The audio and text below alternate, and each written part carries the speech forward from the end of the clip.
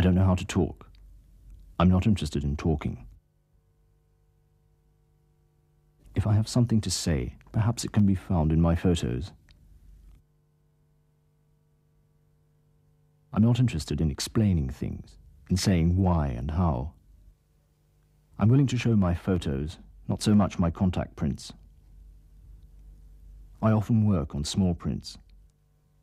I look at them frequently and for a long time, put them up on the wall and compare them to make sure of my choice. I leave it to others to say what they mean. You know my photos. You published them. You've exhibited them. So you can say whether they have a meaning or not.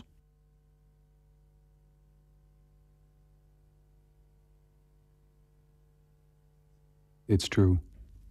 I've known Koudelka for a long time, for 20 years, since he left Czechoslovakia.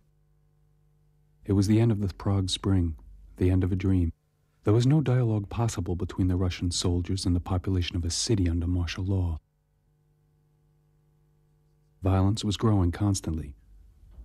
Josef Koudelka lived intensely through these mad summer days, this national tragedy. He says it was the high point of his life. He is not a witness of history. The story he tells in feverish pictures, that story is his own.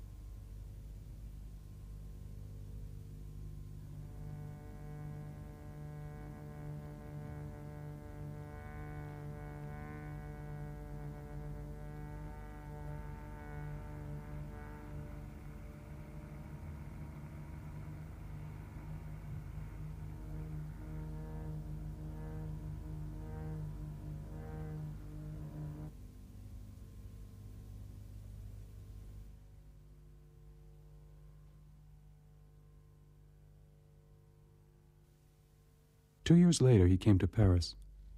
He joined Magnum and has never stopped moving since. From Ireland to Sicily, from Greece to Spain. He still lives on next to nothing, still continues to work. He says, I want to see everything, to look at everything. I want to be the view itself.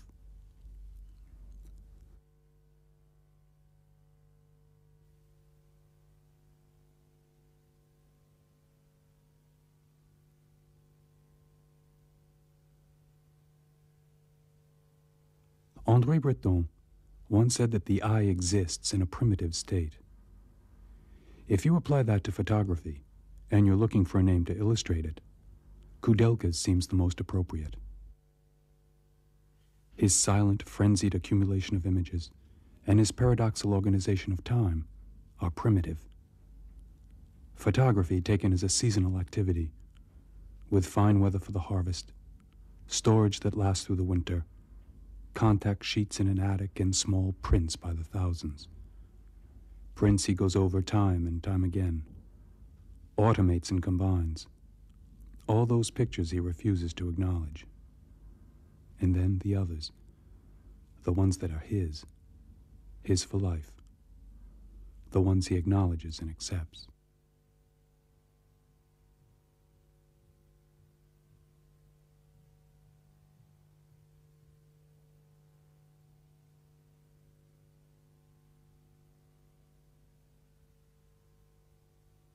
His contempt for commentary and explanation, justification, is primitive too.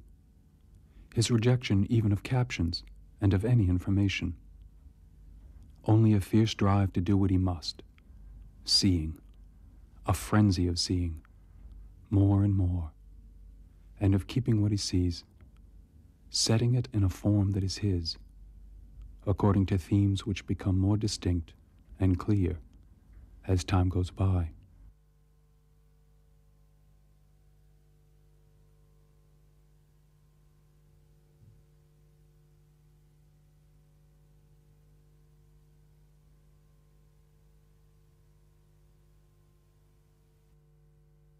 As I wander through these contact sheets marked in 3 colors, white, blue, and red, leafing through the piles of prints he leaves on my table each year, I feel I'm following in his footsteps, putting my eye to his viewfinder. I travel by proxy, seeing what he has seen, suddenly gripped by a truth that belongs only to him, punctuated by red lines.